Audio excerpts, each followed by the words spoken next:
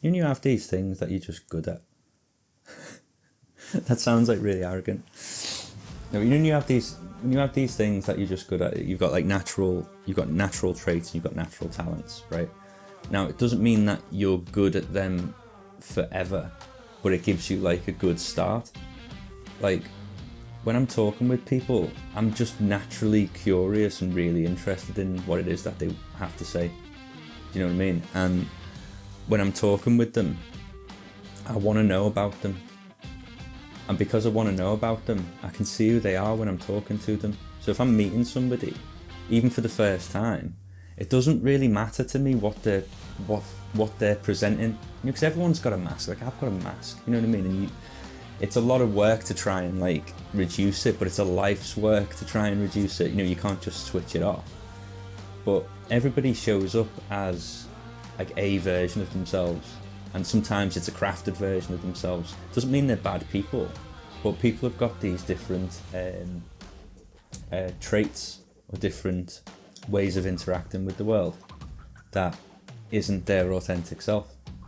But because I'm interested in their authentic self, I can see it. Because I'm good at seeing people's potential, and I always have been.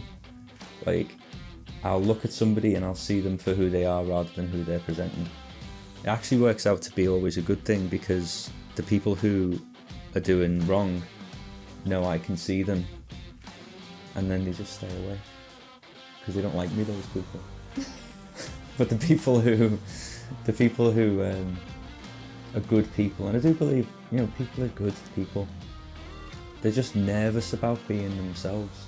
People get nervous about doing work like this because they're I don't want to shine a light on that stuff. On that stuff that I've got buried back there. I don't want people to know about that. Because people won't even do it with themselves. They don't want to admit to themselves the thoughts that they think, or the feelings that they have, or the things that are running them. They don't necessarily admit it to themselves, so they get nervous about admitting it to somebody else. But for me, it's I can see them anyway. You know what I mean? It's I've already accepted it. It's the things that you're hiding from yourself and from me, I can already see them and I've already accepted them. So it's well, what are we doing then? Do you know what I mean? It's you're not hiding. But that's the thing that I said before. The people who are trying to hide, you can't hide anyway, I can already see it. But then they know that I can see it, and then they just leave me alone because they don't want to be around somebody like me. But the problem with doing that, for the person who's doing it, so say if you're hiding yourself and you think, you know what, I'm not going to let him know this, that's too vulnerable, right? That's too scary for me to shine a light on that. Not only can I already see it, not only have I already accepted it, if you're not shining a light on it yourself, you're also not casting a light on all these other good things that I can see about you that you're hiding from yourself.